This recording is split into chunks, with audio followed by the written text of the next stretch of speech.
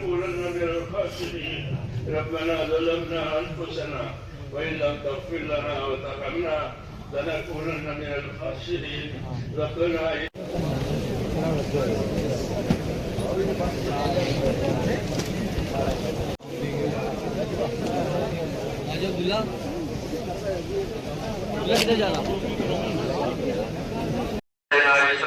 كما عملته على الذين من قبلنا ربنا ولا تحملنا ما لا طاقة لنا به واعف عنا واغفر لنا وارحمنا أنت مولانا فانصرنا على القوم الكافرين उम्मत की परेशानियों को दूर फरमा वही साले मकसद के लिए इस उम्मत को वजूद दिया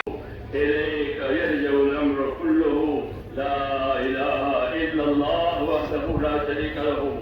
له الملك وله الحمد يحيي ويميت وهو على كل شيء